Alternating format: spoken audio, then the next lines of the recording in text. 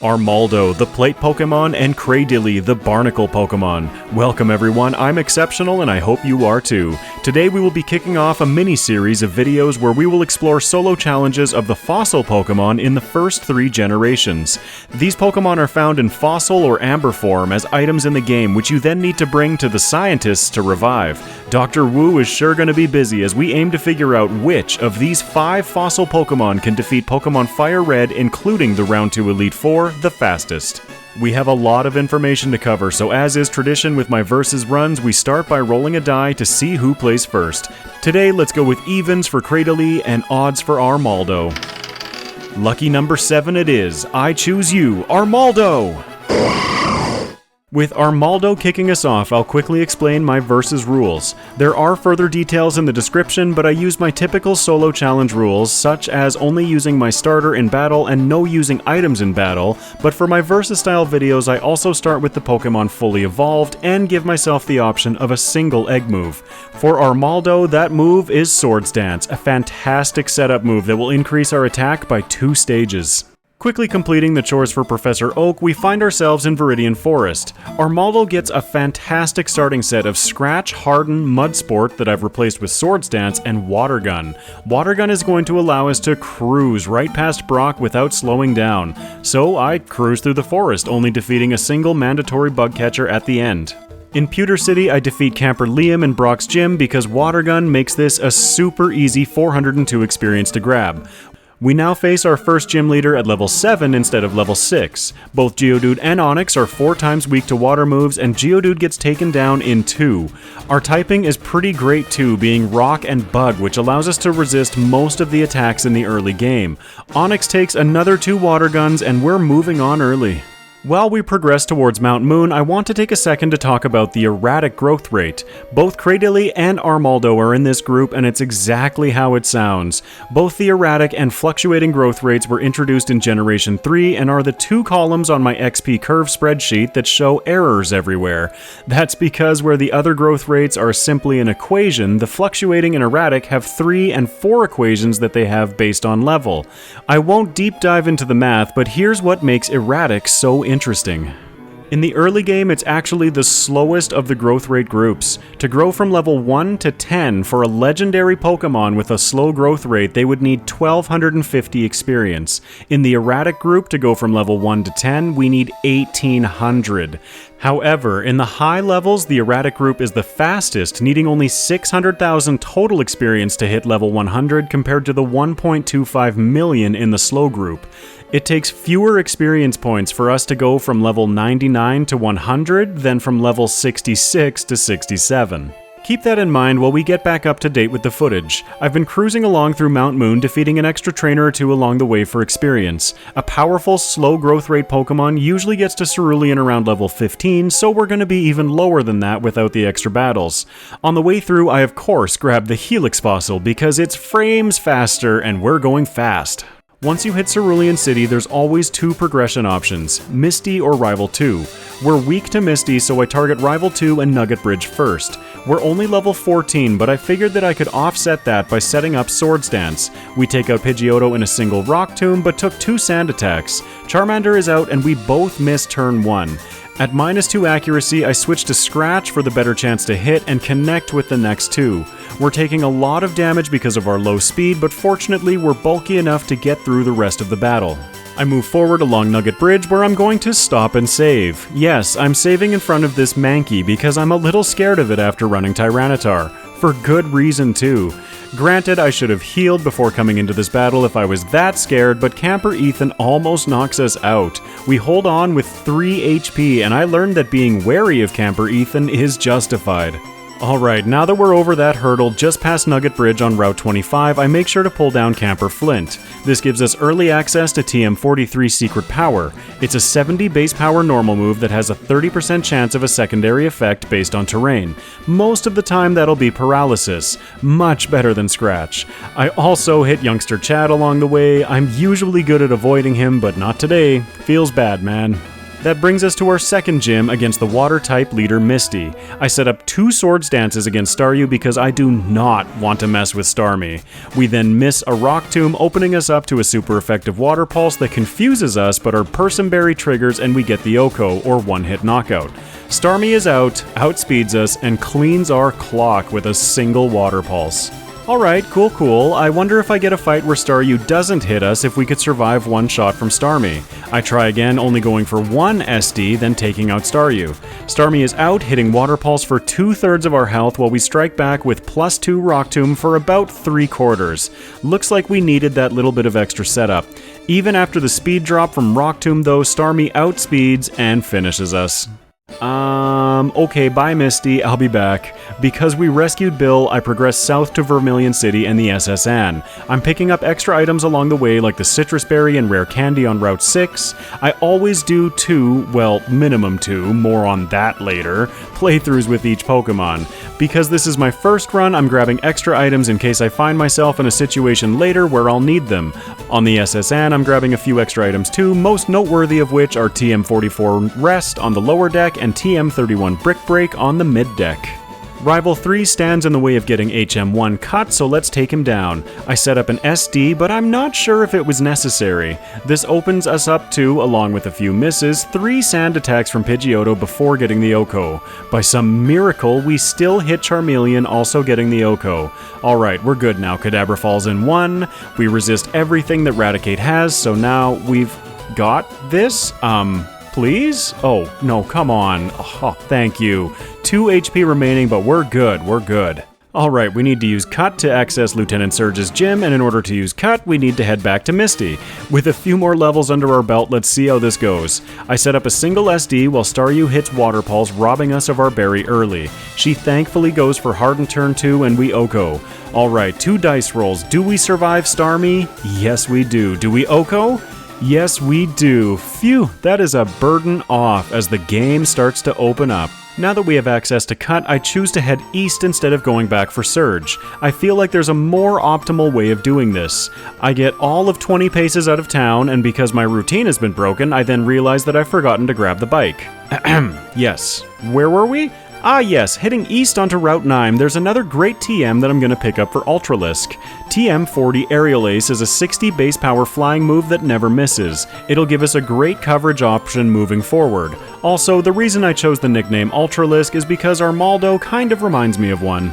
After making my way through Rock Tunnel, it's time for the typical mid-game chores. I go through Celadon and grab HM2 Fly, but then realize that I can't use Fly yet. I have to run back for Lieutenant Surge. Alright, fine, I detour back towards Saffron, giving the T to the guard, grabbing my Max Repels because less menuing is better for me, and then head through the South Gatehouse heading back to Vermilion City.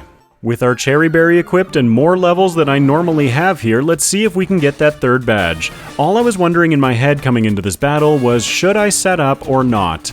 Darn, it looks like I should have as Raichu holds on in red bar, paralyzing us because we lost our berry to Pikachu's static. Raichu isn't very threatening to us though, so after a few turns we take him down. Now with the ability to fly, Ultralisk is ready to take on the mid-game with a pretty open map. I wonder how Cradily has been navigating the early game. As we come into Cradily, I have a confession to make. This isn't Cradyly's first playthrough. I actually made it to the early mid-game, and because of poor play on my part and several bad resets costing me upwards of 5 minutes each, I found myself an hour in resetting against Erica.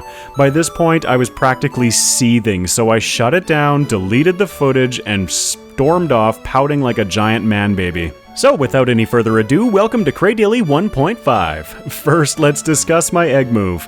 I actually chose Mirror Coat as our egg move. This is primarily because I really wanted to find some cool strategy using it. I was initially thinking Recover might do well, but I really wanted to try Mirror Coat. As I progress through Viridian Forest, I'm avoiding bug catchers that have a Weedle. I'll show our first battle to demonstrate our offensive capabilities. Oh yeah, look at that damage output against the level 7 Caterpie. Mirror Coat won't help us in the early game, so we have to rely on Acid and Astonish. Not great. I want to come into the Brock battle at level 8. This puts our health just over the threshold that allows Ingrain to heal us by 2 points every turn instead of 1. Please take a moment to appreciate the 4 times resisted Acid and 30 base power Astonish against the Geodude that loves using Defense Curl. Because of Ingrain and our Rock typing, we essentially can't be knocked out here, but it takes a minute to work through Geodude. Against Onix, the strategy is the same. I tried to keep a fair number of acids for Onix for the 10% chance to lower his defense, but I didn't go to the Pokemon Center before this battle, so we were down a few PP to start, resulting in us running out of power points of our damage-dealing moves. Instead of using the 20 PP of Mirror Coat and 19 PP of Ingrain, then hoping I would struggle him down, I just hit the reset button, healed, and tried again. I don't feel like we need to watch the first 21 turns against Geodude again, so here we are with the remaining 25 against Onix.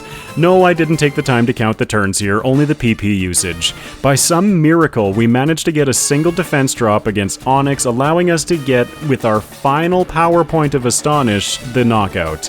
This was a 46-turn battle for 2 Pokemon. Welcome to the Cradily experience. Fortunately, Brock gives us TM39 Rock Tomb for defeating him. You also saw me using it with Armaldo. The greatest advantage to this move for these two is that it gets the benefit of Stab or same type attack bonus. Stab gives any offensive move that matches your typing an additional 1.5 times damage modifier. Nifty. I teach it immediately to Cradily because we are in desperate need of some damage output. Just inside the entrance to Mount Moon, we find another upgrade, TM9 Bullet Seed. This is a 10 base power grass move that hits 2 to 5 times. It's already our second stab move and would have made Brock so much easier if we had it like 30 seconds ago. I continue through the cave targeting the trainers that I feel are the easiest experience for us to gain. At the end of the cave, I make sure to pick up, the Dome Fossil. A few frames being saved are not going to make a difference in this run. In Cerulean, I'm once again targeting Rival 2. In my initial playthrough, I did go after Misty first, and though it went okay, Starmie overpowered us. Cradily doesn't exactly have the offensive capabilities that Armaldo does, so it takes 2 Rock Tombs to take out his Pidgeotto, while Bird Brains gets in a Sand Attack.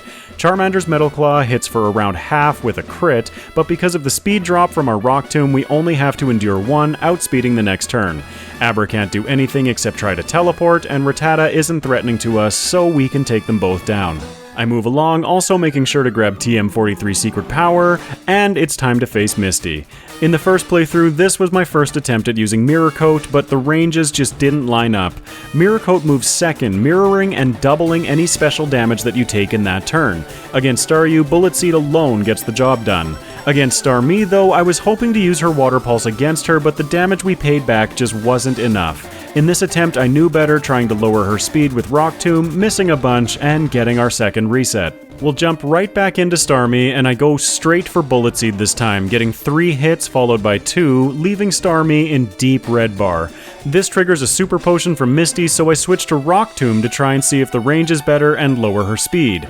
A second Rock Tomb brings her to around a quarter, but we're only at 14 health. Okay, surely, at -2 speed we get to go first now? We do, with Bullet Seed sealing the victory. That speed stat is going to be a problem for both of our competitors. On the SSN, I head straight to the lower deck to pick up TM44 Rest. As a bulkier, slower Pokemon, I foresee this move being incredibly useful for Cradily in the future. I also grab the Ether and Potions. Editing me is here to tell you that I am going to need them. We move on to Challenge Rival 3. After a crit Rock Tomb deletes Bird Brains, we miss a couple of times against Charmeleon. Rock Tomb only has 80% accuracy, but we hit through twice, taking out Charmeleon. Despite being exposed to a lot of extra damage because of our lower damage output and speed, Cradily is at least bulky enough to stand up for a long time. So, Lieutenant Surge's Raichu loves spamming Double Team and being an evasion lamer. This was another instance where I thought Mirror Coat could be handy, as once Raichu transitioned from using Double Teams to dealing damage, we could pay it back without worrying about accuracy. As it was though, mashing the A button on Secret Power worked too. Poor Mirror Coat, I'm gonna find a use for you yet. Now that we're 3 badges in with both playthroughs, let's take a look at how they're stacking up. It's pretty obvious that Ultralisk had the lead early, given how differently the Brock battle went for these two. Mandragora is seemingly catching up, but remember that Ultralisk is through Rock Tunnel and can now fly around the map, whereas Mandragora has only just beaten Lieutenant Surge. As we head to the mid-game, I'd like to pick up where I left off with the erratic growth rate. First, while in Rock Tunnel, I'm going to make a small detour to teach Mandragora Rock Slide from the tutor. It's a little tough to see in the footage, but I'm down in this part of the cave on the lower level. It's a big upgrade to Rock Tomb with more base power and more accuracy. Anyway, back to the erratic growth rate. We now know that our early levels are going to progress much slower, but our later levels much faster. Typically in these playthroughs, I try to reserve my rare candies until later in the run because they provide more experience and therefore more benefit. I feel like with these two, figuring out how to use the candies earlier to maximize their benefit will be an interesting challenge. After all, grinding in the late game is going to be super quick for these two, if it's necessary at all. Cool. I target the Rocket Hideout to try and advance the Rocket plotline into Sylph as quickly as possible. I don't feel like Erica is a smart choice at this point despite how badly I want access to Giga Drain, so I move towards Saffron, unlocking the fly location and grabbing my repels. In Pokemon Tower, we face Rival 4 where Stab Rock Slide pretty much carries the fight. I chose the nickname Mandragora because for whatever reason it reminds me of the Mandrakes in Harry Potter. Mandrake, or Mandragora, is a powerful restorative, said Hermione, sounding as usual as though she had swallowed the textbook. It is used to return people who have been transfigured or cursed to their original state. Hopefully, we're restored now because that first Cradily run felt pretty cursed. I finished the rockets in the tower, rescuing Mr. Fuji, and set my sights on Silphco. There we're going to be collecting every single high-value item and TM so that we can afford as many vitamins as we can. The problem is that sometimes, depending on the Pokemon, that just isn't possible. This rocket on the 10th floor has a single Machoke, and that Machoke kicks our butt, twice. I recently had a comment suggesting grabbing these items after finishing the rocket plotline so there aren't any trainers to face in the building. Good call, I'll be back for this one later. I do not feel confident about taking on Rival 5 at the moment, so I leave Sylph and sell everything I've collected so far to buy as many vitamins as I can afford. For Mandragora, I'm focusing on Carbos for speed, obviously, and Protein for attack. Cradily has equivalent attack and special attack stats, making it a great mixed attacker, but I had to choose a lane to favor. In this run, that's physical because I felt like Rock Slide would do more for us than Giga Drain. In the Safari Zone, I take a small detour from the path to the end to grab the Quick Claw. This allows us a 20% chance to move first in combat even when we're slower. I actually won't be using it much in the first playthrough as I don't want to luck my way through a battle that's going to catch me in the next run. So this is the point where I'm really starting to feel the lack of offensive capability on Mandragora, combined with the slowest possible leveling curve for the low levels. We're only level 39 coming into the Koga battle, and that's going to cause some problems. Currently sporting a moveset of Rock Slide, Return, Bullet Seed, and yes, still Mirror Coat because I'm stubborn, we aren't getting any one-shots, which is opening us up to a lot of risk. His lead coughing activated our Pecha Berry, and though we managed to take Wheezing down to barely a sliver of red bar, he heals and knocks us out. I feel like some extra stats all around would help us quite a bit here, so I fly back to Celadon to face Erica. Even at level 40, I wouldn't exactly call this a landslide victory. Sure, by the end of it, things are getting pretty obviously one-sided, but not indicative of being 10 levels over-leveled. Erica was where I reset my initial playthrough around the same time, so it's all new from here. Except that in the first playthrough, I hadn't been to Sylph or Fuchsia yet. Yeah, it was that bad. I then decided to come back to Silphco to try out Rival 5. As it happens, the power of Rock Slide carries us through the fight. The scariest point was Charizard using Flamethrower, taking us down to around half health, but because of our held Citrus Berry and the general not scariness of Rival 5's overall team in Gen 3, we have more than what we needed to get through the battle. I target Sabrina next because we're over an hour in with only 4 badges, but with ready access to 2 of them. Since I've elected to keep Mandragora more physically inclined between Return and Rock Slide, we smashed through her team quite handily. The biggest annoyance was that Kadabra used Reflect, so we missed the Oko on Venomoth, taking some extra damage, but that's fine. We still won without breaking a sweat. Now, with a few more levels under our belt, let's attempt Koga again. Things are feeling a lot smoother against Koga, but definitely still not ideal. Our Pecha Berry gets consumed early again, so after several more turns, Muck ends up poisoning us a second time with Sludge. It's bad, but not as bad as Toxic, I guess. Unfortunately, over the course of the battle, because we simply cannot knock things out fast enough, Mandragora gets overwhelmed and we take another reset. Alright, one last discussion about the erratic growth rate. Level 50 is the threshold at which our experience curve stops being the slowest and starts accelerating. With this in mind, I elect to use 5 rare candies, bringing Mandragora to level 50 over 2 damage rounding thresholds. It's a range, but we're now able to OHKO the Coughings with Rock Slide, as well as take out Wheezing in 3 shots instead of 4. This gives us the edge that we needed, so even though we lose our Pecha Berry, at the very end we take the victory. Ah, Cradily, you're a tricky one. I have some great ideas with how to improve our Barnacle Pokemon, but we don't want to leave our Armaldo Ultralisk behind. Ultralisk was already into the mid-game after defeating Lieutenant Surge. I've taught Aerial Ace because it's a great coverage option in the mid-game, giving us an option against ghosts and super effective damage against grass. So after clearing the Rocket Hideout, I head immediately to Erica's gym. I defeat the trainers on the left side for the attack EVs from Bellsprout and defense EV from Exeggcute. Erica herself leads with Victory Bell and loves to set up Stun Spore turn 1, and unfortunately I don't have any spare Cherry Berries. Our speed is so low that it only affects us in that we're fully paralyzed against Vileplume, but a single SD in combination with Aerial Ace cleans up her team. Next is Rival 4 in Pokemon Tower, and yeah, if it was easy for Mandragora, it's going to be super easy for Ultralisk. Our mid-game moveset is Aerial Ace, Brick Break, and Swords Dance, rounded out with Water Pulse for coverage. I wanted to keep Water Pulse because of the number of Intimidates that we face, but honestly, I'm thinking I'm gonna change that next run. Having access to Swords Dance means that as long as I'm smart, I shouldn't be caught off guard. I make my way to Silphco next, where we'll be once again grabbing all of the high-value items. Ultralisk has a much easier time clearing through these trainers, but I'm still only defeating a couple as we make our way through.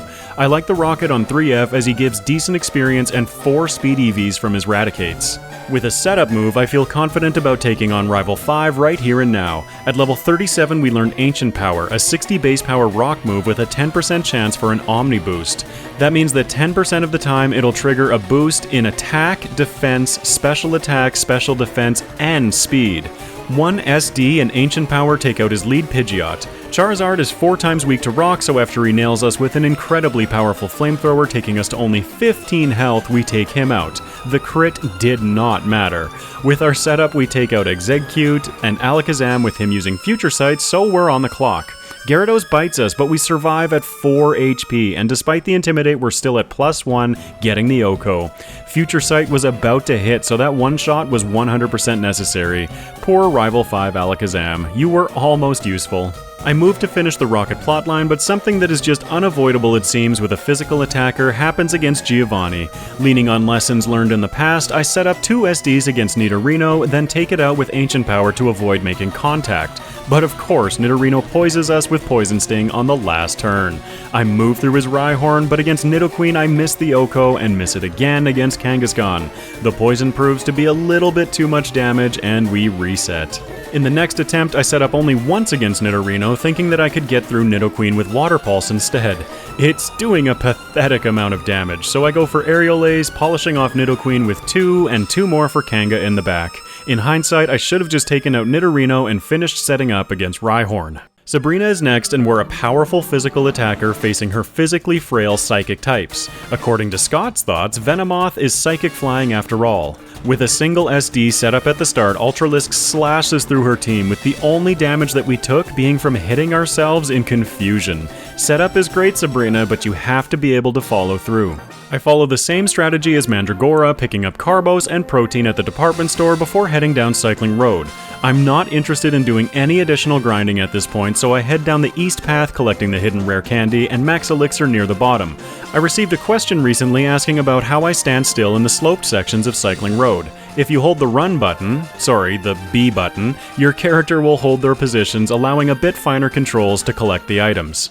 I clear the Safari Zone, once again collecting the Quick Claw, even though I won't use it that much in these initial playthroughs. After collecting it, it will be equipped pretty much non-stop unless I need a specific berry in the next runs. Koga is much simpler with Ultralisk. We can use the power of setting up to essentially hit the cruise control through his team. Aerial Ace also bypasses accuracy checks, so he can use Smokescreen and minimize all he wants to no effect. Now, with 6 badges in hand, our competitors are on equal footing. We can see that because of different routing, we had a massive difference in time leading into the mid-game, with Ultralisk leading by nearly 25 minutes. By the time both defeated Koga, the gap had narrowed but is still 14.5 minutes in Ultralisk's favor. We now find ourselves in the Twilight section of the game, the last 2 gym badges before challenging the Pokemon League. Blaine was initially a battle that I was quite wary of for both competitors. Though we aren't weak to his fire moves, his team is fast and hits extremely hard, with the chance to burn, which would cut our attack stat. In his gym, I used the Pokequiz mechanic to skip the trainers, except that one guy. Whoops. Coming into the Blaine fight, we have 2 Intimidates to deal with from Growlithe and Arcanine, so I set up an SD right away. Growlithe then hits Fire Blast for about a quarter, but also burns us on the first turn. I don't have any Rost Berries, and this quickly leads to another reset. I wipe once more because of another early burn, but in this battle, Growlithe misses his Fire Blast, giving me the opportunity to set up a second time before getting the Oko. +3 Aerial Ace handles Ponyta and Rapidash, but then Arcanine hits the field, taking us back to +2. A single +2 stab super effective Ancient Power takes out Arcanine, getting our first Omni boost of the run on the last turn of battle. What a shame. I've recently changed my methodology slightly. I never used to complete any of the Sevi Island plotline before challenging the Round 1 League, as it isn't required. Since my runs have a Round 2 finish as the goal, I've started doing this first section of the Sevi Islands as soon as it unlocks after defeating Blaine. We agree to help Bill and Celio with some nerd stuff, and in doing so, get some additional pre-league experience, as well as I now don't need to backtrack later. I only defeat the mandatory trainers in Giovanni's gym before taking him on. I assumed that I'll be slower for most of this fight, so I set up one SD expecting a scary face from Rhyhorn. He instead goes for Earthquake, which I am A-okay with, taking him and the second Rhyhorn out with Water Pulse. I switch to Aerial Ace, getting the Oko on Dugtrio, but then against Nidoqueen, we don't quite take her out and are affected by Poison Point. I just can't escape poison with the physical attackers, can I?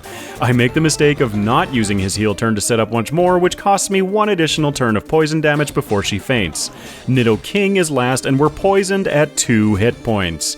Looks good. Nidoking is less defensive than Queen, so we get the Oko, barely scratching by with 0.01% of our max health remaining as we claim our final badge.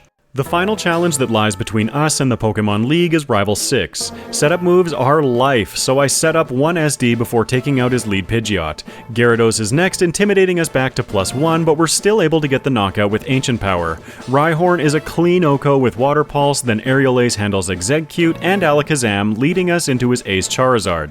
He keeps the pressure on, hitting Flamethrower for nearly half of our health as AP cleans up one more knockout.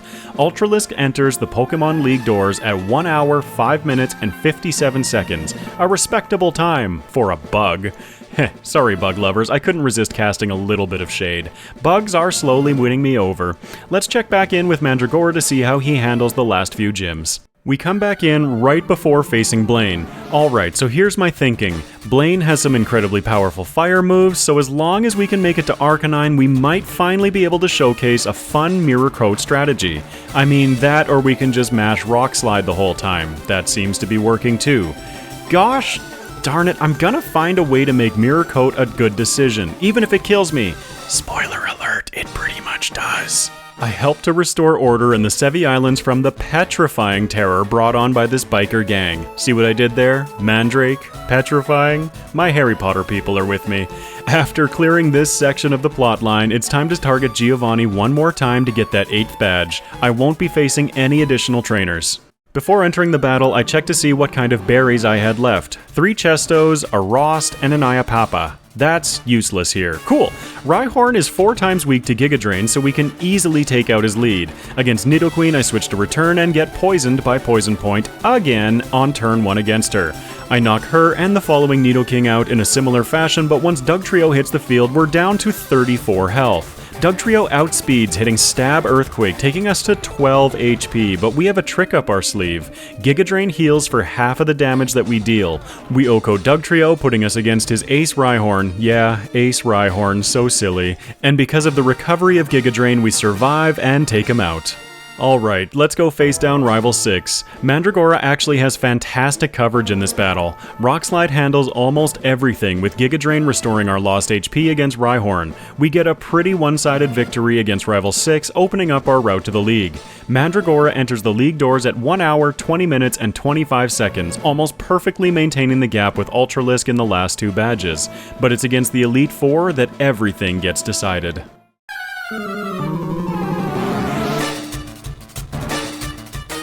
Welcome to the Round 1 Pokemon League. Lorelei kicks us off. We start by firing a Stab super effective Rock Slide right into Dugong's adorable face, getting the Oko. Lapras is bulkier, so she survives the hit but also flinches. That's a strong way to start the league. We take her out on the follow-up. Next is Slowbro, and over the next 3 turns it looks like we're going to get the knockout, but she survives with a sliver. I use Giga Drain to recover some health after she heals, and check it out. I predict the attack on the next move, using Mirror Coat to bounce back and double the damage she did with Ice Beam, taking out Slowbro. I did it, everyone! I used Mirror Coat! Unfortunately, I think I was a bit too egg-sighted, forgetting Rock Slide is the best option, and Jinx actually takes us down. Don't! In the next attempt, I discovered that at this level, Dugong is arranged to be knocked out. The damage calculation has a random variable at the end of the equation which essentially multiplies the final damage value by a random, uniformly distributed integer between 85 and 100 before dividing by 100. As a quick example, let's say an attack has a calculated damage of 100.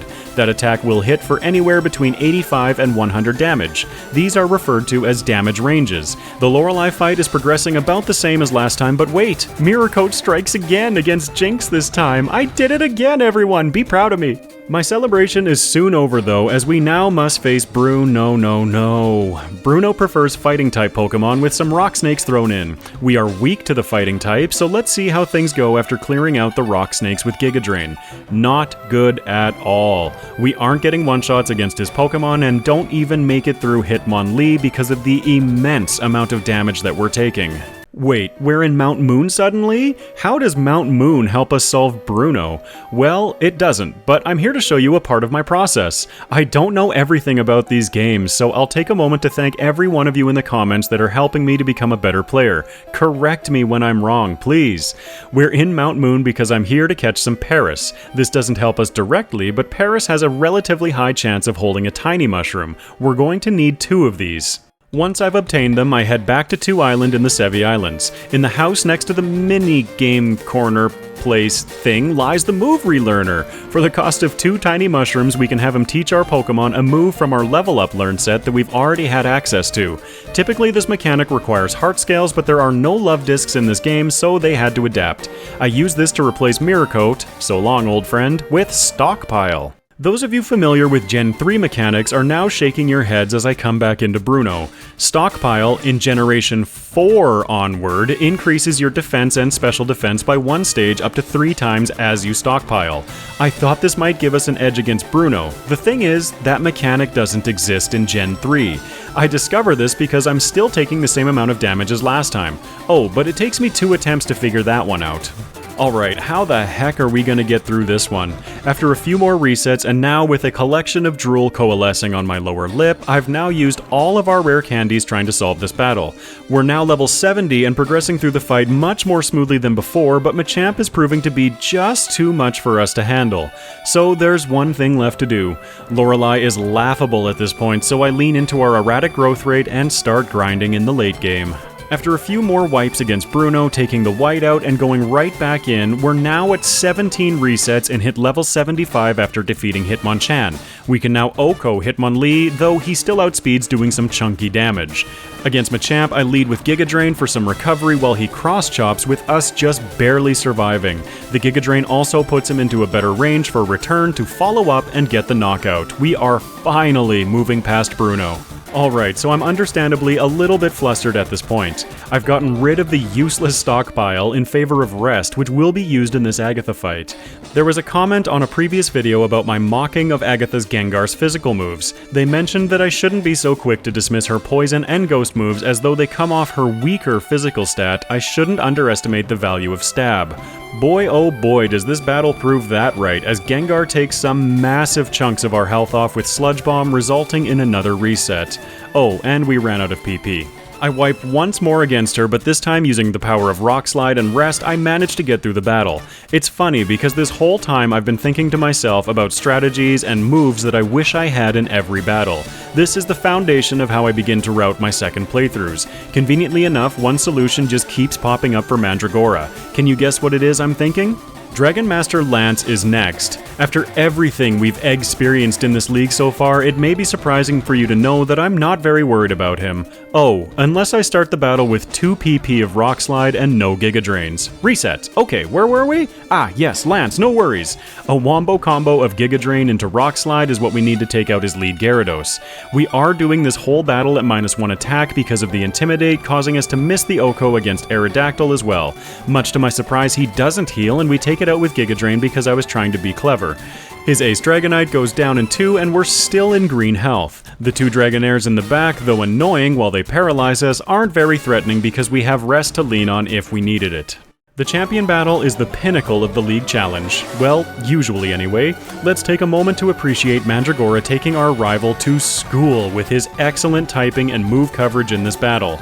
We're down to just above half health when Rhydorn hits the field, but no worries, Giga Drain almost tops us off completely. Even if I'd begun to feel threatened, his heaviest hitters were dealt with early, and I always had Rest to fall back on. The champion battle was so straightforward for us that I feel like Bruno should have been the champion in this league. My goodness, that battle was exhausting. Mandragora clocks in with a round 1 time of 1 hour, 49 minutes, and 8 seconds at level 78 with 20 resets. This took 6 hours and 17 minutes of game time. So let's jump back to Ultralisk to see how they handle the league. We have one massive advantage over Mandragora, the ability to set up. A single SD against Dugong then nets us an Oko on the next turn. Cloyster is next and we get the Oko again, triggering the 10% chance for an Omni Boost. Needless to say, this battle is going our way. I can't imagine it'll stray as we smash through and win the day. Against Bruno, I again spend the first time setting up SD, which exposes us to a Rock Tomb from Onix, lowering our speed. That might be a problem. I take it and the following Onix out with Water Pulse. Because of our bug typing, we aren't weak to Bruno, but oh wow, that Sky Uppercut did a lot of damage. Machamp misses, but would have ended us otherwise, giving that privilege instead to Hitmonlee. I was a little overconfident coming into Bruno, so I didn't save after Lorelei. Whoops! After rebattling her, we're back to try and play a little bit smarter this time. To avoid the loss of speed, I take out both of his Onixes with Water Pulse immediately. Fun fact! Hitmonchan has Rock Tomb, but his second Onix does not. I should have set up against Onix 2 because we're at -1 speed again. We managed to take out Machamp after he hits a Cross Chop for half of our health, and we just barely hold on from Hitmonlee's Brick Break with 9 HP, taking him down with Aerial Ace. Hoo-ha, right Bruno? Agatha time. I start with my usual setup of 1 SD, but it isn't quite enough to get the Oko against her lead Gengar. She loves spamming Double Team though, and Aerial Ace can't miss, so we're in decent shape. Until she poisons us with Toxic. If Bruno should have been Mandragora's champion battle, the poison status effect should be Ultralisk's. The damage is once again too much, and we faint. I wipe twice more, and this time I'm coming into the battle with my Pecha Berry equipped and more appendages crossed for good luck. I've used 4 rare candies, bringing us over 2 more damage rounding thresholds. I'm not messing around with this setup later in the fight anymore, so I set up Swords Dance twice before taking out our lead Gengar, then watch and revel in the power of setup moves as Aerial Ace achieves an agile, assertive accomplishment, taking out Agatha's addled allies. Dragon Master Lance is up, and I'm going to be leaning on some past playthrough experience in this battle. I have a Citrus Berry equipped for safety, and I'm going to be setting up as much as I need to against Gyarados, relying on the Citrus Berry if things get hairy. I set up 2 SDs, then take him out with Ancient Power, also getting the Omni Boost. Okay, I think we win. Yeah. We Oko the rest of his team with ease. That Omni Boost is potent when you get it early in a battle. I take an early Sand Attack while setting up 1 SD and OHKOing Pidgeot with Ancient Power. Gyarados is next, taking us back to +1, so I attempt setting up a second time. We're weak to water, so when Gyarados hits a nasty Hydro Pump, he takes us to only 16 health, activating the Citrus Berry that I'm still wearing. I take him out, but because Sand Attack is the absolute bane of my existence, I miss Water Pulse against Rhydon, and he takes us down. That's okay, we wouldn't have made it by Charizard at that health anyway. Suddenly, we're back in Rock Tunnel? Oh yeah, for the second time in this video, we're leaving the league because after a few more resets, it became clear that something needed to change. First, I'm grabbing Rock Slide. Then I make a pit stop over in Fuchsia to pick up Substitute from the guy standing in front of the Kangaskhan. After all, sub-strats, best strats. Gosh, I just have to pause for a second. I've mentioned it in a previous video, but this guy, just... no, dude. I absolutely devastate the league on the way back through, as I also taught another new move, completely reworking our moveset. We're now rocking Rock Slide, Earthquake, Swords Dance, and Substitute. What a moveset. Substitute sacrifices a quarter of your max health to put up a decoy to absorb an equivalent amount of damage and status effects. What does this mean? No more Sand Attack. No Intimidates either, as long as the decoy is out. This battle went from being an absolute slog to being nearly trivial with the rework of our moveset. I've really been trying to not default to using Substitute or Hidden Power in my runs, but hey, sometimes it's tough to deny such powerful options. Ultralisk clocks in with a round 1 time of 1 hour, 22 minutes, and 49 seconds at level 72 with 13 resets. This took 4 hours and 47 minutes of game time. The only additional chore that I run outside of the Sevii Island plotline is grabbing the item finder and using it to obtain the leftovers from underneath Snorlax. To obtain the item finder, you're required to have caught 30 species of Pokemon. In order to unlock the National Dex and by extension the Round 2 League, you need to have caught 60, so I almost always grab this incredibly powerful item between leagues. In case you're wondering, no, I don't actually go and catch 60 Pokemon. I simply edit my save file using third-party software after the Round 1 League, as I'm only interested in the capabilities of the Pokemon that I'm running, not my ability to fail at catching Pokemon. If I ever want leftovers earlier than Round 2, then yes, I'll need to do the catching manually.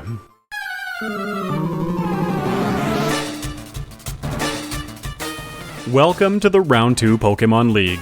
On top of some moveset and team changes, every team has been leveled up by around 12 levels. Against Lorelei, you'll never guess what I do. I set up a single SD and sweep her team. Yep, just like that. This erratic growth rate is something else though. Look at how much experience we're gaining.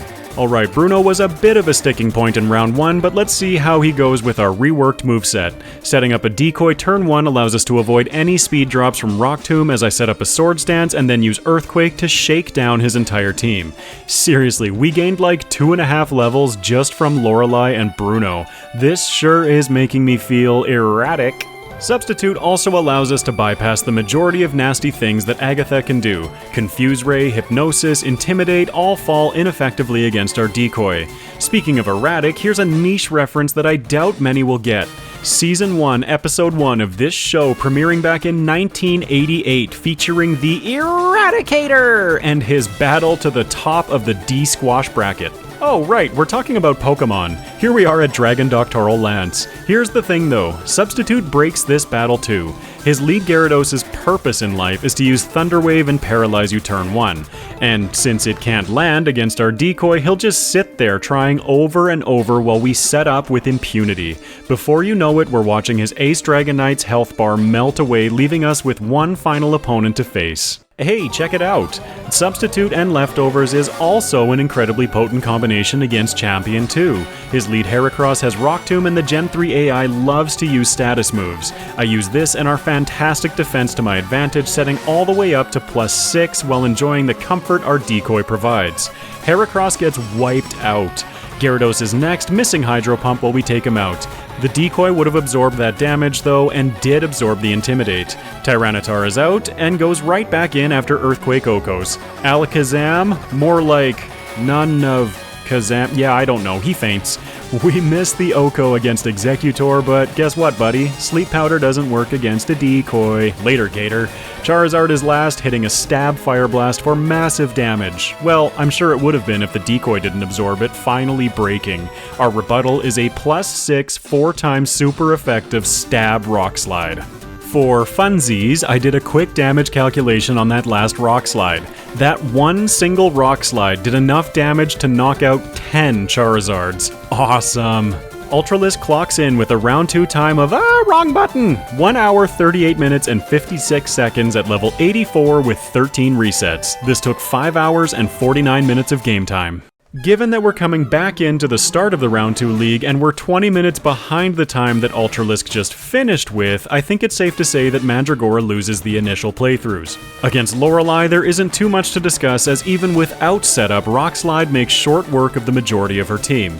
It's notable that I switched to Giga Drain against Piloswine and Cloyster, but that's about the strategy in a nutshell. Okay, Bruno, you were a massive problem for poor Mandragora last league, so let's see how your round 2 team goes. We only do around half to Steelix, so no matter what we do, we're exposing ourselves to an early speed drop.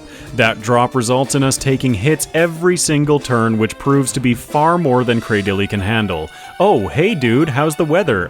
Yeah, substitute? Give me substitute. On the way back in, I actually wipe once to Lorelei. This is why we use Giga Drain against Piloswine, not Rock Slide. Learning. Back in the Bruno fight, our decoy guards us against the speed jump and Hitmonchan's Sky Uppercut, allowing us to enter Machamp at full health. Return gets the 2-shot. Now it's just a matter of cleaning up the last 2 in the back, and we're moving on. Gosh, I love Substitute. And my girlfriend, but there's no substitute for her. As I move into the Agatha battle, expecting another clean win with some decoy shenanigans, I run back into that problem of our speed being so low. Gengar puts us to sleep turn 1, and it takes a few turns, but we manage to wake up and put up a decoy.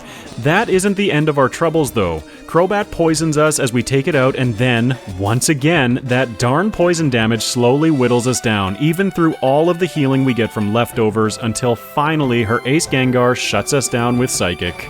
I had one rare candy left chillin' in my bag, so I decided to use it for good measure. This battle goes quite similarly to the last one, except that without getting poisoned, we're in much better shape coming into her Ace Gengar. Then the next problem reveals itself. Because we aren't getting one-shots, we have to expend additional PP every battle. And we've run out again. Mischievous takes us down.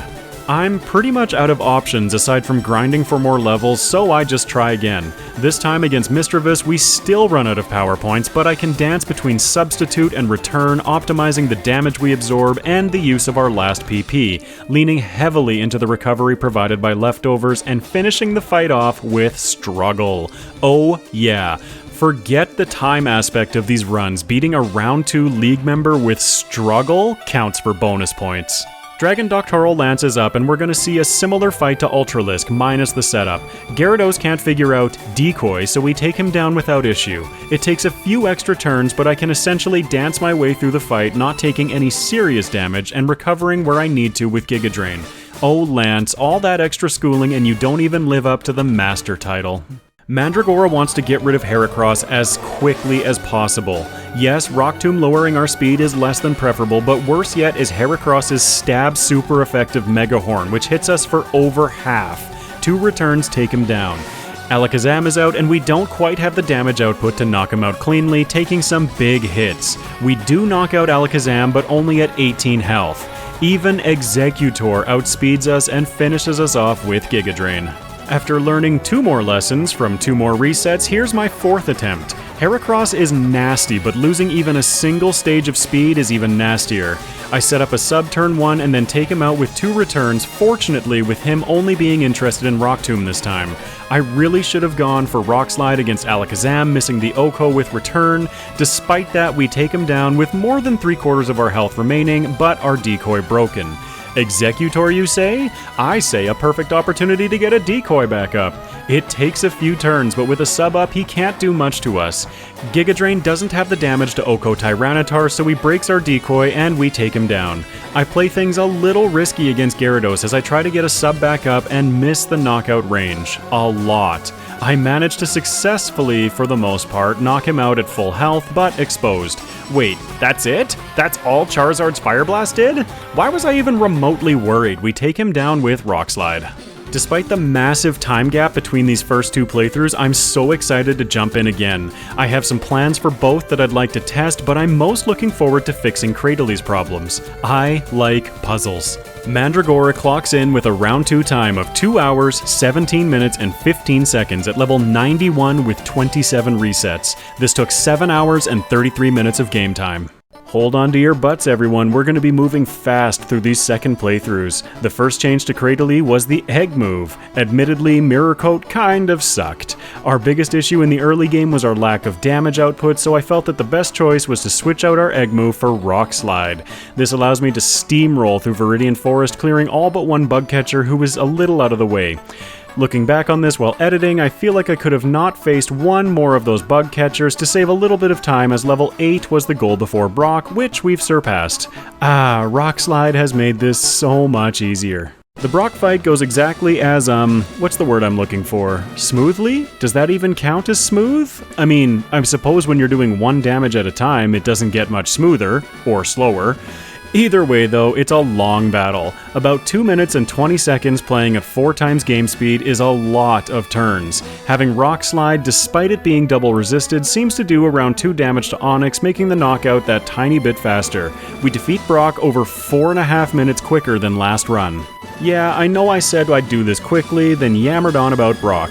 Have a dome fossil. Can I just take a brief moment to appreciate how much fun I'm having playing these fossils already? And I don't even feel like we've gotten to the most interesting ones yet. I reset once because of Sand Attack, then defeat Rival 2 using the same strategy as last time, grab Secret Power, and come to face Misty. Bullet Seed misses the Oko, only hitting twice, giving her the chance to hit a Water Pulse for 10 damage. Starmie is out, and because of what I learned last run, I used 2 Rock Tombs to drop her speed. This puts her in a healing loop, and we're just waiting for either her to stop healing or Bullet Seed to hit enough times to win. Rock Slide smokes Rival 3, absolutely bullies Lieutenant Surge, and we find ourselves quickly progressing to the mid-game. I'm skipping Return this time as I'm going to be leaning more into Cradily's special attack in this run. In my runs, I always set my Pokemon's IVs or individual values to the maximum of 31 in all stats unless I'm planning to use a specific hidden power type. For Cradily, I dropped attack and speed to 30, giving us HP Psychic with a base power of 70. I have my army of Meowths, and now we just need one of them to pick up TM10. I have still been picking up the PP restoring and enhancing vitamins. PP enhancing vitamins. Cradily struggles a lot with PowerPoint issues, especially in the league, so I'm grabbing the ones that aren't too far out of my way. After I complete the first round of mid-game chores, I teach Rest to Cradily while teaching Fly to Pidgey, saving on a little bit of menuing time by waiting to teach Rest until now. I clear the Rocket Hideout and defeat Rival 4 in Pokemon Tower. Because I'll be relying more on Cradily's special attack, I take a bit of time to clear all of the channelers in the tower for the special attack EVs. This also gives our Meowths more opportunities to pick up TM10. We're relying on luck here, and that Magneton experience is still way too fresh in my mind. Am I the only one that mimics these channelers' chat boxes when facing them? You shall join us. Now in Silphco, I'm not gathering any items until after I clear out the rockets. As we lead into Rival 5, I'll quickly mention my nature. Natures are something that I struggle with sometimes in these challenges. There wasn't any stat that I was willing to sacrifice on Cradily, so I kept the quirky, neutral nature. I had considered dropping Special Defense, but that would have impacted Misty and a few other battles too much, I feel. I used every rare candy that I've obtained to this point before the battle, as I want to get past that level 50 hump with the erratic growth rate, but wanted to save the candies until a point where things were getting a little sticky last run. I used Rest late in this fight for some safety to guarantee the victory. I finish off the rockets, then after collecting my high-value items, discover that this bed on 9F is out of service now that we've saved them, and the bed lady is very grateful. Sure. I then clear all of the trainers in Sabrina's gym for the EVs and more chances to get TM10. It's funny, my one Meowth last run had it before Pokemon Tower, and this time when we actually need it, 5 Meowths still haven't found it. Oh, RNG. This is the only place where I semi-regret not picking up TM27 Return because we're still rocking Secret Power. I'd love to have found Hidden Power by now, but oh well. Sabrina is even easier this time because of our extra levels. I defeat Erica, buy my vitamins, this time focusing on Carbos, Calcium, and then any leftover cash goes into Iron to hopefully take physical hits a little bit better in the leagues. We find ourselves back at Koga, where I still haven't found Hidden Power. This was the first major battle that I'd hoped to have it for. HP Psychic would have made short work of him, but here we are and we have to use what's at our disposal. I did teach Substitute earlier, so with it on our side and our extra levels, this battle is still much more consistent. Coming into Blaine, because of our army of Meowths picking up 1,000,000 berries, I have a Rost Berry equipped. I don't have the Quick Claw equipped because we outspeed Blaine's Pokemon. I sub up against his Growlithe so that I only have to deal with 1 Intimidate and start mashing the A button over top of Rock Slide. I need to get a little cleverer against Arcanine, but still take the victory with 85% health remaining. Those extra levels are great! I followed the same route as last time, defeating the Sevi Islands and then facing down Giovanni. We're at a higher level again, so we're in really good shape here. I wanted HP Psychic for this fight as well, as it would have made the Nidos easier, not like they were any problem at all. I'd considered using a moveset of Sunny Day, Solar Beam, HP Fire, and a floater move, likely Rest in round 1 and Substitute in round 2, but in my testing against the champion, having the Sun out and using either resisted HP Fire or quad-resisted Solar Beam while his Fire Blast was boosted put up a brand new wall to overcome. I feel like HP Psychic was the right choice, if we can ever find it.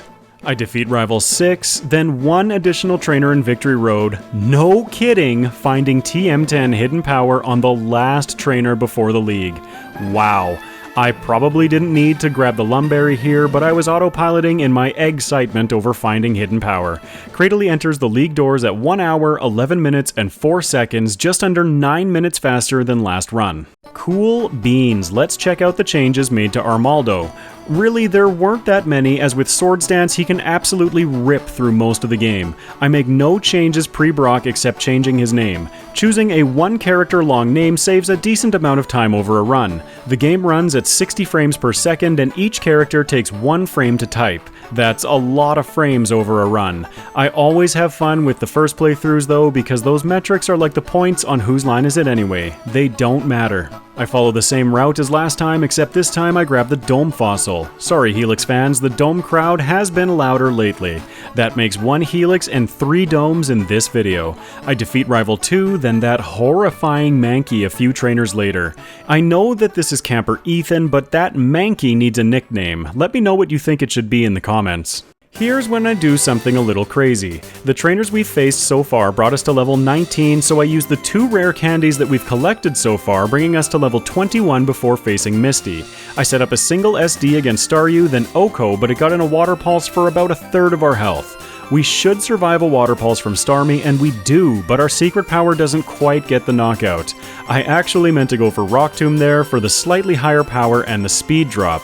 It works out as our second one paralyzes and we take the win. Okay, that was a little lucky, but hey, we're trying to push the limits here. I then rip through Rival 3 and Lieutenant Surge, this time saving my Cherry Berry, and progress into the mid-game. This time on our first pass through Rock Tunnel, I grab Rock Slide. This makes our mid-game moveset Rock Slide, Brick Break, Aerial Ace, and Swords Dance, a potent combination. I defeat the Rocket Hideout, leading us into Erica.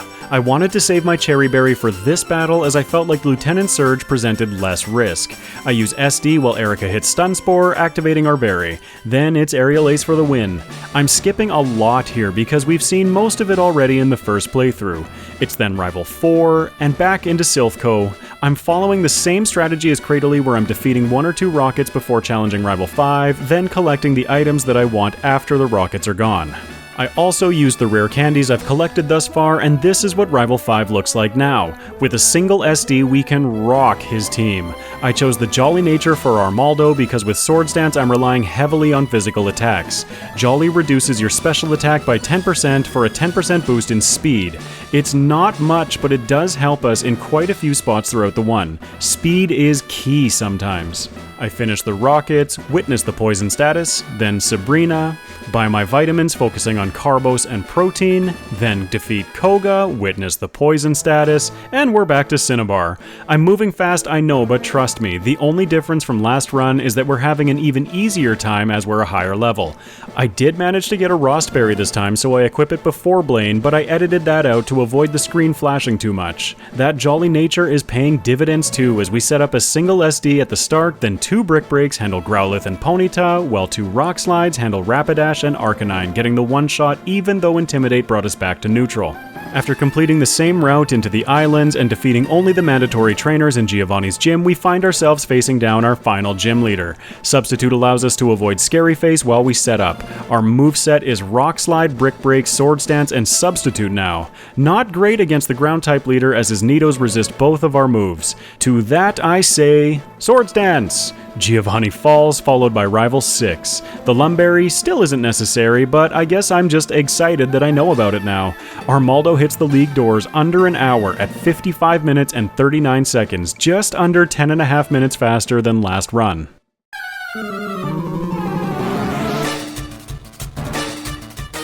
Alright, I'm gonna do something a little crazy this time. Armaldo's Round 1 League and Round 2 Leagues are so similar that I'm actually just going to supercut my way through the Round 1 League. Big shout out to Scott's thoughts on this supercut editing style. His channel is where I saw it first and I absolutely love it. I used my last rare candy bringing us to level 61 and taught Earthquake for a moveset of Rock Slide, EQ, Sword Stance, and Substitute. The formula is this: set up, sweep. Or, if we're getting crazy, sub, setup, sweep. This video is getting a little on the long side after all, even though I know many of you enjoy that. Hey, check it out, we just got to the champion in record time, let's jump in. Pidgeot leads with Feather Dance, which is annoying but not the end of the world as we set up a sub. I set up twice, bringing us back to neutral and then to +2, then Oko with Rock Slide. Gyarados is out, but because we lost our decoy, we take the Intimidate, but still get the one-shot. Rhydon falls to a super effective Earthquake, then Alakazam comes out, outspeeding, and sets up a Reflect, halving our physical damage. Slightly annoying, but it's not enough to save him from another Oko. With our decoy down, Exeggutor puts us to sleep, taking us down to 68 health, almost nice, before we take him down. That is not going to be enough health to survive Charizard if he hits, which he does, taking us down for our second reset. I come right back into things, this time setting up to +4 against Pidgeot before he breaks my decoy and we Oko with Rock Slide. Gyarados, Rhydon, and Alakazam all fall in the same fashion as last time. We have a Reflect up on the opponent's side again as Exeggutor goes for sleep, but I'm smarter this time. I use almost the last of our health, setting up one last decoy before setting up one more time with SD to +5 attack because of Intimidate. Rock Slide owns Pineapple Head. Charizard is out and we're protected behind our decoy from Fire Blast, please don't miss, and we're good. Charizard falls and we're done with the Round 1 League. I hope nobody out there is too upset that I skipped through this league. There are only so many ways I can spin, we set up and sweep before starting to lose my marbles or the dialogue starts feeling stale. It'll be almost identical in Round 2, trust me. Armaldo clocks in with a Round 1 time of 1 hour, 1 minute, and 49 seconds at level 67 with 2 resets. This took 3 hours and 49 minutes of game time. What a performance! Cradily, on the other hand, has a much more interesting league because of the changes that I made. I burned through my last remaining rare candies and lead off against Dugong, hitting Rock Slide but missing the Oko by a sliver. She heals and we take her out on the next turn. Lapras survives Rock Slide, firing back a stab super effective Ice Beam for around half of our health. I polish her off and move on to Slowbro. Giga Drain misses the Oko again, but to my surprise she doesn't heal, allowing us to get the KO on the next turn. Awesome! Jinx falls to Rock Slide and Cloyster decides to waste our precious Giga Drain PP, protecting once before we get the knockout. Alright Bruno, let's do this, Chuckles. I set up my decoy turn 1 to keep our speed intact, then nuke both of the Rock Snakes with Giga Drain. Hitmonchan breaks our decoy with a crit Sky Uppercut as we take him out with HP Psychic in 2 shots. Hitmonlee also takes 2 shots, hitting a Brick Break for around a third before falling. Machamp also takes 2 shots, trying for some big brain Scary Face plays before hitting a Cross Chop for big damage, taking us down to around a quarter before falling. Thank you, Hidden Power. HP Psychic also helps a ton against Agatha as all of her Round 1 Pokémon share the Poison typing. Her lead Gengar begins trolling us right off the hop, but after several turns of shenanigans, we take her down behind a decoy at around 60% of our max health. We start working through her remaining team, but when her ace Gengar hits the field, she puts us to sleep, induces a nightmare, and that's all she wrote, folks. Alright, in the second attempt I have a much better time against her lead Gengar. Because of this, our decoy has taken less hits and survives all the way through Arbok and Crobat into her ace Gengar. It protects us from her sleepy shenanigans as we take her out with a combination of Rock Slide and HP Psychic. Her final Haunter in the back is an easy cleanup with HP Psychic. It wasn't perfect, but we got there. Alright, Lance time. We are at a disadvantage here compared to the last playthrough though. Because I focused more on special attack than physical attack, our rock slides are going to be doing less damage. I manage my way through this fight, but it's a good thing to be aware of heading towards his round 2 team.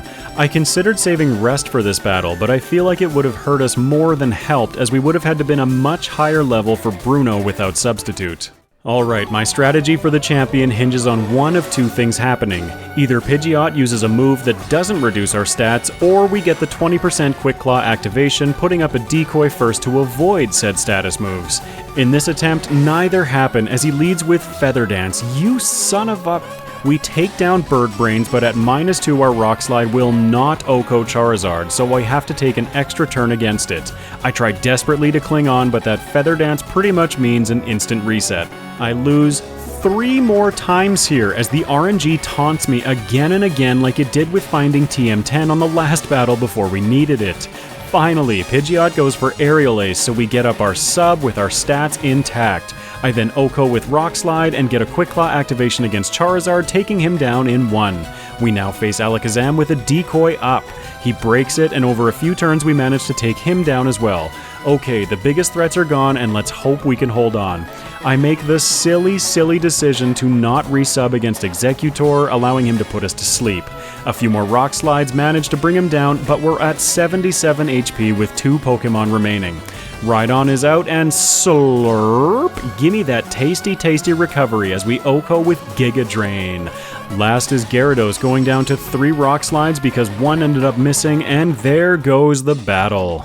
Sometimes watching back my footage and editing, I wonder if I really did do the right thing. Maybe grinding a little bit in Victory Road before the league would have saved us a reset or 2 and perhaps a bit of time with better ranges, as we missed a lot in this league.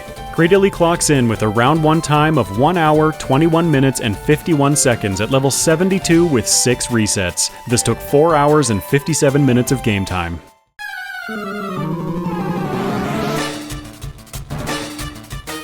Welcome to the Round 2 League for our second playthroughs. This is where it all comes together. Hopefully?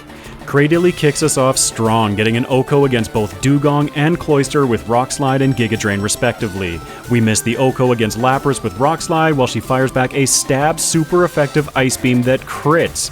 Cradily eats it up with room to spare. What a beast. I throw in an HP Psychic after she heals so that 1 more Rock Slide can clean her up. Piloswine gets taken out with Giga Drain, restoring us almost back to full health. Jinx is out, puts us to sleep, then crits with Ice Beam, knocking us out. Twice. Sometimes, and I know this is true, I can be my own worst enemy, you know? Watch this trick. Whoa! It's like we didn't need the leftovers at all, and a Chesto Berry made this happen on the first try. I'll take my condescending pat on the head as we walk up to Bruno. We start just like we discovered in the last playthrough, setting up a substitute turn 1 to avoid losing any speed from Rock Tomb. Our Giga Drain crits, taking out Steelix in 1. Hitmonchan breaks our decoy as we take him out in 2. HP Psychic continues to do work against Machamp, taking him out as well in 2 shots while we tank a Cross Chop for around 1/3. Steelix 2 falls in 2 as well, with our Giga Drains restoring our health to around 80%. Hitmonlee's Earthquake doesn't accomplish much as we take him out with, you guessed it, 2 more uses of hidden power. Agatha, status effects are all she knows. After we finally get a break from confusion and sleep, we set up a decoy, but this drops us to around 100 health.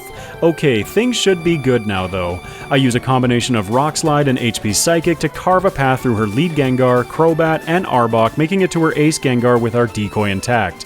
We're back near full health thanks to leftovers as she finally breaks our sub while we do more than half with Rock Slide, taking her out with HP Psychic the next turn. Mischievous is last, and after a few turns we get the victory, back up at 95% health. Substrats with leftovers, best strats. Bruno is a big part of why we needed to be the level that we are, but Lance was as well. I needed to make sure that I outsped his lead Gyarados, otherwise Substitute would be a moot point. Giga Drain and Rock Slide handle Gyarados once we're behind a sub. While Kingdra sits there setting up, I take him out with one of each of my moves, falsely predicting damage on the last turn and going for Giga Drain. We miss our first Rock Slide against his Ace Dragonite as he breaks our decoy. 2 more Rock Slides deal with him, but that Ice Beam was nasty. Against his, in this case, truly lesser Dragonite, his best move is Dragon Claw, which barely outdamages our leftovers. We take him out, and finally Aerodactyl in the back with a Giga Drain Rock Slide combo. Here we are back at the Round 2 champion. We discovered that though Heracross can easily knock us out himself, getting our speed dropped is in itself a death sentence. I dance around him setting up decoys and take him down.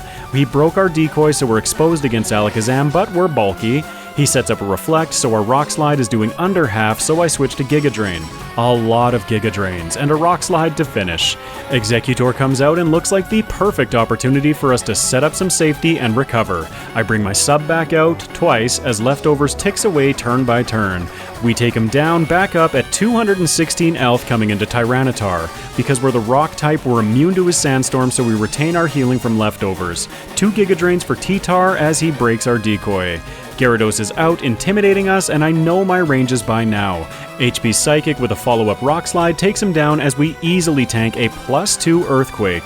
Those EVs at work. Last is Charizard hitting Fire Blast for around a third of our total health, while Stab 4x super effective Rock Slide buries him. Woo! Cradily, you are not built for speed, my friend. Incredibly strong as you are, your strengths definitely lie in your bulk and incredible recovery options. We didn't even come close to exploiting Cradily's full bulk because we had to be more focused on offense. Cradily clocks in with a round 2 time of 1 hour, 40 minutes, and 15 seconds at level 89 with 8 resets. This took 6 hours and 1 minute of game time.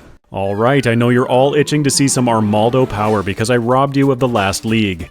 I mean, just watch this fight. A single sword stance to start and then it's just a montage of melting health bars. Chesto Schmesto Berry. Jinx puts us to sleep, but we wake up and absolutely rock her world.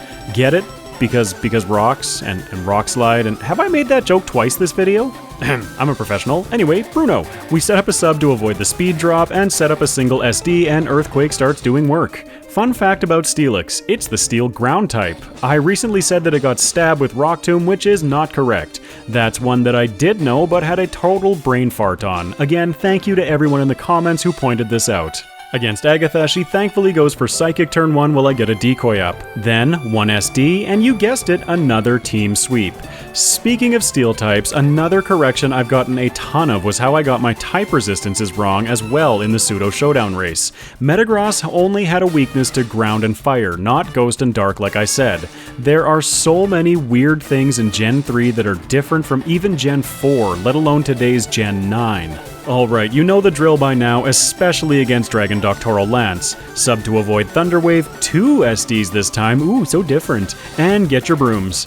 Let's see, are there any other lingering talking points that I wanted to mention? Armaldo has perfect IVs because I didn't need hidden power, got the nature covered. Oh, our ability is battle armor, which prevents us from being crit. That's pretty cool. Cradily suction cups were absolutely useless for a solo run. Wish I could have had Storm Drain. Gen 4. Nope, that's got it. Let's wrap up this league. Alright, I'm paying full attention again, I promise. Probably. He leads with Heracross, who for the first 3 turns refuses to do anything but Mega Horn and break our decoys. He eventually misses and switches to counter, allowing us to set up to +4 and behind a sub before taking him out with Rock Slide. Our decoy soaks the Intimidate, and while Gyarados breaks it with Hydro Pump, we OHKO. I switch to Earthquake for Tyranitar and Alakazam. No surprise, both one-shots. Executor is next, and I say no! No to your sleepy powders, as I hide behind another decoy. I set up 1 more SD, so now we're at +6 for the rest of the battle. Rock Slide OHKOs, then mangles his Ace Charizard, and apparently 9 of his closest buddies too. Numbers are fun. Well done, Armaldo. We're about to get an incredible time, which is going to set the bar so high for the rest of the fossil Pokemon.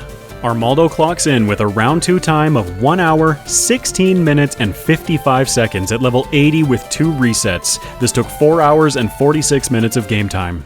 I'm sure we're all aware of who's won this race, but let's first examine our improvements over the first playthroughs for each Pokemon individually.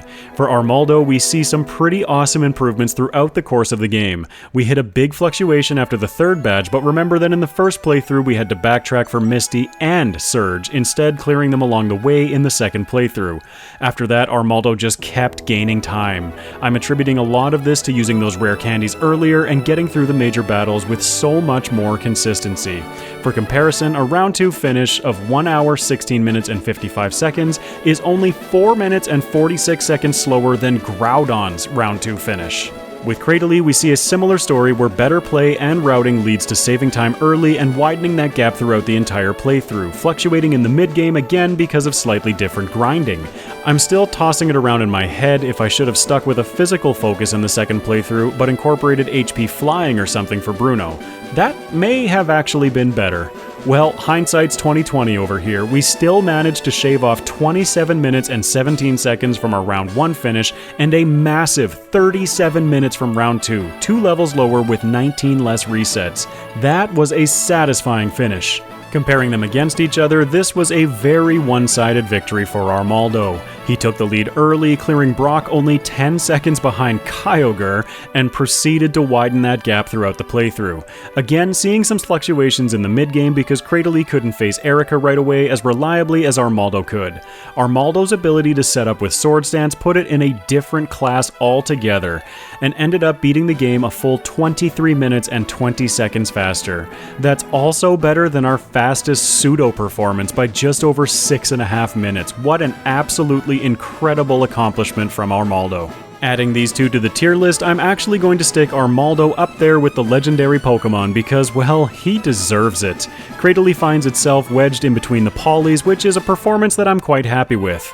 Now that I'm done editing, there's a small part of me that wants to go back and try the leagues with HP flying, but that's a question that's going to have to be answered on another day. We have 3 more fossil Pokemon to run. Next week will be Aerodactyl flying solo, and finishing it off with another versus between Kabutops and Omastar. The Dark Lord Dome versus Lord Helix. I want to take a moment to shout out those of you who are generous enough to support this channel through YouTube memberships and Patreon. You are truly the exceptional ones. If you're interested in joining this list and supporting the channel through those means, I have the links in the video description. If you've made it to the end of the video, thank you so much. My channel has continued to see some incredible growth lately. It feels like yesterday I was releasing the Pseudo Showdown at 973 subs, and as of writing this script, we're at 1434. I am so humbled by the love and support that you're all showing my content. Thank you so much. If you feel like I've earned it, make sure to leave a like and comment about the run, what you'd like to see in the future, or just to say hi. Good day! If you'd like to keep up with my future releases, be sure to hit that subscribe button and ring the bell so you never miss a video. It really helps my channel to grow and bring my egg-centric self to more people. Round these parts, we all know, substrats best strats. I'll meet you in the next video. Until then, take care everyone.